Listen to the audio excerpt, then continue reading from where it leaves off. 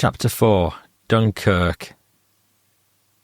Our position, because of our dwindling strength and lack of support, was in some peril, and we were in grave danger of being cut off from other British forces. Then orders came through for us to abandon our positions and march to Berg to join in the defence of the perimeter of Dunkirk, alongside more experienced soldiers, namely the Welsh Guards and the Irish Guards. The enemy artillery and mortars paid us plenty of attention, and again we lost some good men. However, our orders to march to Berg were no sooner given than they were countermanded, with the result that we had to move into the line at Hague Moulin, protecting the right flank of the main axis of withdrawal to Dunkirk. Considering the losses we had suffered and the lack of good training during the early months, and given that we were now fighting alongside seasoned soldiers, our grit, determination and morale were excellent, even though the problems of hunger and lack of sound sleep were ever present. It says a great deal about the leadership of our officers and the fighting spirit of the lads. It was a huge consolation to us that we were now better armed, particularly with the very important Bren guns and anti-tank rifles. Also, plenty of ammunition had been accumulated because we were constantly retrieving it along with the weapons from the roadside. They'd been thrown away by irresponsible soldiers who'd previously passed through in their haste to reach Dunkirk as lightly laden and as quickly as possible. Those weapons should have been brought back to England for use in the future. Probably those who discarded their weapons had come to the conclusion that, considering their predicament, the war was lost because nothing seemed to be going right. We had no illusions about our capability, and we knew that there was a great deal to be done about our potential, both mentally and physically, before we would be able to resist for long such a powerful and well-prepared enemy as we now faced. But we were determined to give as good as we got within the limits of our capabilities. We knew that we could not take any aggressive action, but felt able to give a damn good account of ourselves and show the Jerrys that we were not going to be a walkover. Our officers had to guide us out of this nightmarish debacle and leave the stubborn defence of the perimeter to the more experienced and older soldiers, who, had they been in possession of sufficient weapons, would not have let the enemy pass. With the weaponry they had, the rearguard at Dunkirk did a tremendous job of containing the enemy, whilst the bulk of the BEF escaped to fight another day. Morale was good after our brush with the enemy at Gravelines, and we felt confident that we could put up a sound defence. Good North Country lads were not going to be disposed of so easily, even though the enemy had far superior firepower, but we did lose some good boys at this time. After all is said and done, only 3 weeks ago, most of us had not even fired a rifle, and now here we were, acting as last line of defence in our sector. By this time, we were becoming very tired, as sleep had been impossible for some nights. Hunger and blistered feet also took their toll, and the enemy pressure had been relentless. I could not remember the last time we had had our boots off, changed our socks, or had a wash. All our kit had been lost in the transport. The NCOs, too, were stout-hearted men. Pep talks by our officers worked wonders with morale, and they were magnificent as they urged us on in a bid to reach the coast. During the entire period of Dunkirk, we were never demoralised and always had faith in our officers to see us through. After one of these talks, our sergeant came amongst us and said, "Right, lads, who wants a shower?" The immediate response was, "Bugger off, Sarge." It only took a bit of a joke, and morale was back to normal. They were a grand lot in the army. I think what they missed most was a good cigarette. In fact, any cigarette would have done. I was lucky in that respect because I had never smoked and was never tempted to, so I could not understand their craving. To a very large extent, we were all in the dark about what was going on until it became clear to us that gradually we were making our way to the beaches. Each order to move took us closer, and it became obvious that many of us would be killed or captured. And right now, we felt very tired, hungry, and dirty. Comradeship was at a premium, and its values had surfaced on many occasions during the past weeks. Our company commander, Major Leslie Petch, amazed me. I was still his batman and runner, and I risked my life many times taking messages to the other companies, but more often to Battalion HQ. I, more than anybody else in the company, saw the personal side of him. He was a brick and a tower of strength, setting an example to every one of us by his stoical character. More so since he was quite a bit overweight, but he was overflowing with determination and always retained his gentlemanly attitude. Many times I saw him sitting on a wall or rock, or just sitting on the ground, staring and thinking, giving me the impression that he was silently praying for his boys. I'd say, "I'll go and see if I can scrounge a mess tin of tea, shall I, sir?" Whenever we halted, there was always some lad whose first thought was a brew, and somehow he always managed it. Major Petch's reply would always be, "That would be grand, Cheall, but you mustn't take any risks. We can all have as much tea as we want when we get back to England, and we will get back. God is watching over us." He really was a true English gentleman. After 2 days of beating off attempted infiltrations by the enemy infantry and killing many of them, the order came, during the evening of 29th of May, for us to retire further towards the coast at Dunkirk, a distance of about 10 miles. The regular army battalion of the Welsh Guards was taking over our sector, and we had to hand over all weapons except for our rifles. The Guards, unlike the Territorials, were fully trained soldiers.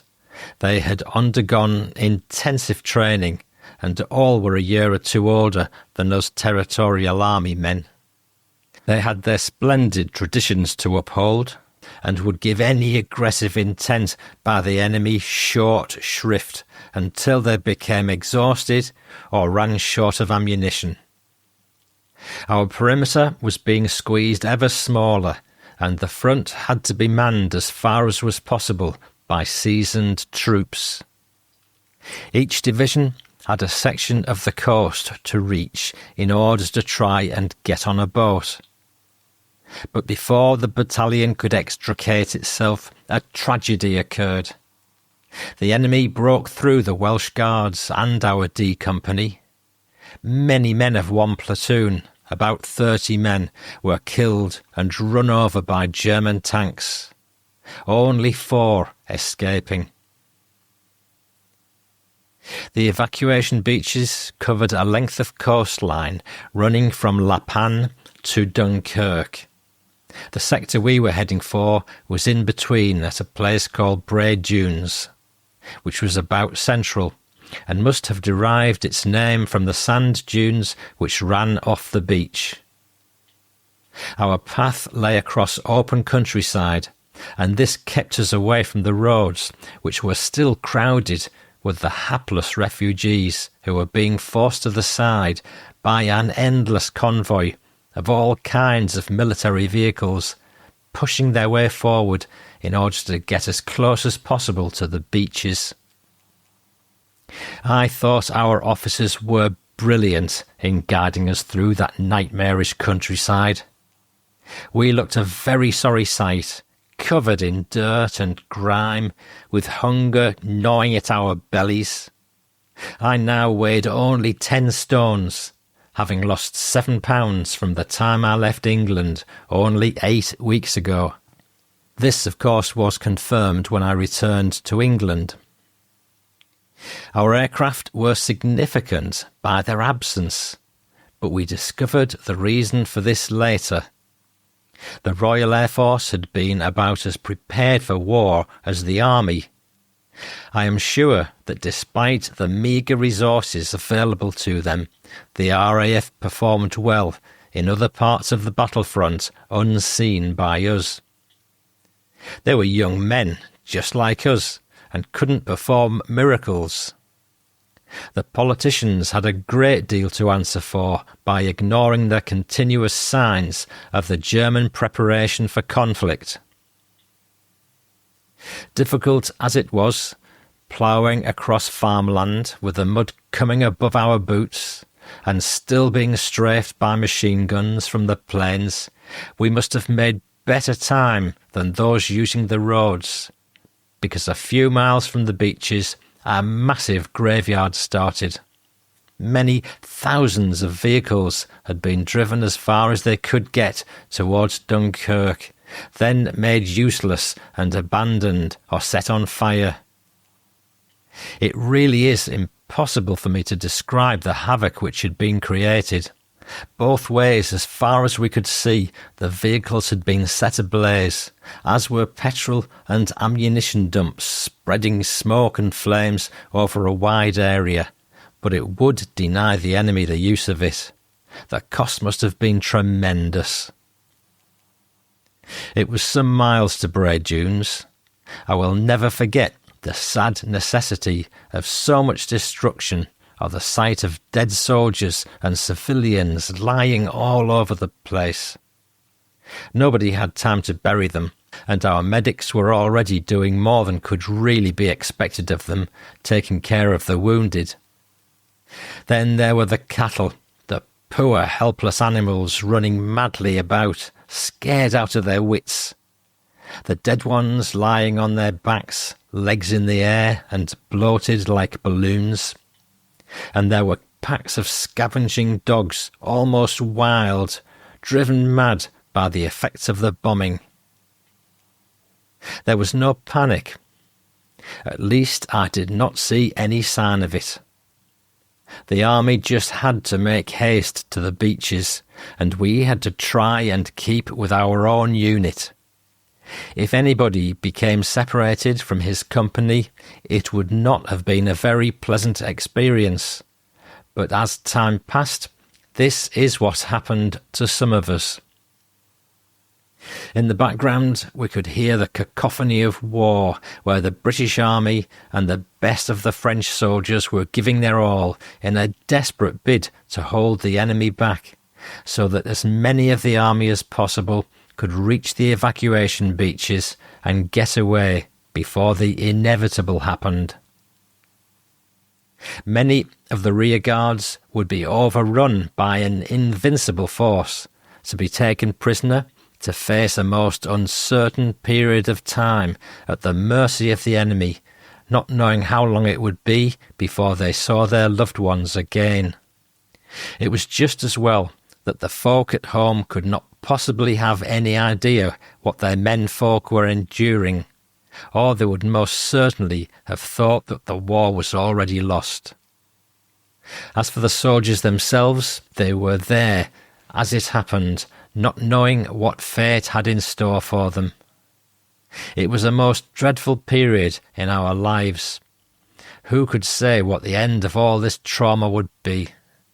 I do not know where the war correspondents were in those days, or even if the force had any photographers, but in retrospect, it seems to me that not much coverage of the British in action is available, and that was a most deplorable oversight. We still had our rifles, small packs and water bottles, our large packs having been lost as they would have gone astray with the company stores with the divisional transport. The enemy must have had a whale of a time sorting out the captured material when the evacuation ended. We had no other weapons apart from one Bren gun, and this weapon was not going to fall into German hands. The Bren gunner and his mate loved that weapon, taking turns to carry it, and despite all the mud and filth we'd gone through, it was spotlessly clean. Those two grand lads eventually brought it back to England, and there was almost a court-martial about it. All weapons brought back from Dunkirk were supposed to be handed in and then redistributed at a later date. However, the Bren gunner was adamant that the weapon should remain with his platoon. Eventually, a higher-ranking officer agreed with his sentiments, and the lad was almost overcome with emotion. Yes, soldiers do at times show emotion, and that illustrated how a very brave kid loved that weapon. So, we found our destination, Bray Dunes, and had made our way to the East Mole at Dunkirk. Here I was on the evacuation ship, watching my destiny unfurl before me. I awoke from my memory rewind as the Stuka's bombs dropped in deadly silence towards us. I saw the bombs leaving one of the planes and was certain our time had come and that this was the end. I closed my eyes and gritted my teeth, my whole body braced for the inevitable impact. Then, sploosh, and nothing else. I looked out in surprised relief to find that miraculously the bombs had hit the sea about 20 yards away. So God was watching over us. Then we all gave a massive cheer when one of our destroyers hit one of the planes, knocking a wing off with the inevitable result. As we drew away from the coast on 31st of May, 1940, I wondered how many of the soldiers left on the beach would get away. That night and all I saw will always be imprinted upon my memory. After another mile or so, we felt safer. We were going to be lucky. Everybody became so quiet that only the passage of the ship could be heard, and that noise was bliss to our ears. I don't believe that anybody who'd endured the past weeks, witnessed such tragic events, and lived to remember it all, could be anything but thankful. There must be a God above looking after us. Even the least religious had been transformed into believers. I knew many men who had tough characters and didn't give a damn for anything or anybody. But they closed their eyes as soon as the Padre said, "Men, let us pray." There were no objectors. God answered our prayers and gave us a safe passage back to our lovely country. I remember that during the journey to England, most of us had snatches of sleep by just supporting each other. We were so exhausted by the lack of sleep that nothing could keep us awake. Early morning, After it had become light, somebody shouted, "Hey, look across there!" We saw the white cliffs of Dover, and it was a beautiful sight. In a little while the ship slowed down, and soon edged its way to the dockside at Folkestone. There was a tremendous welcome from everybody awaiting our arrival. Those good Samaritans of the Salvation Army and of the Women's Voluntary Service made us most welcome and plied us with sandwiches and mugs of good strong tea, and before we had time to gather our wits, we were boarding trains. It was unbelievable that we'd escaped from Dunkirk. So many good soldiers.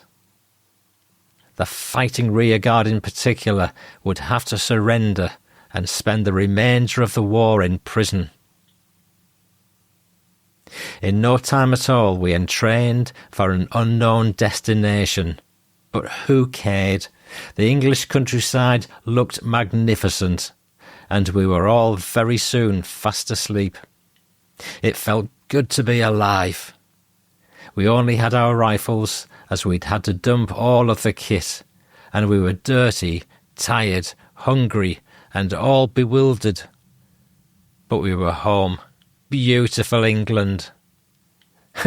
We came back from France very much wiser and much more experienced than when we went 8 weeks ago. Only 8 weeks, but it seemed much longer. What an experience we had undergone, but the main thing was that we'd lived to tell the tale, and memories had been created which most of us young lads would never forget. The victorious withdrawal, which snatched well over 300,000 men off the beaches to fight another day. Young men crying through shell shock, unable to control their feelings. Seeing our pals alive 1 second, dead the next. All those small boats getting as close to the shore as they could to pick up a few boys. The ship, which had been sunk in the harbour, with funnels and superstructure showing above the water. Seeing Arras one mass of flames. Nobody who has seen such horror and destruction can fail to wonder how we got into this predicament. I believe the miracle of Dunkirk had a far wider significance than anybody imagined at the time. Most of the soldiers who came back were the youth of Britain, and eventually formed the nucleus of the 8th Army in Africa and the 14th Army in Burma. The war could have lasted another 2 years had we not been brought back from Dunkirk.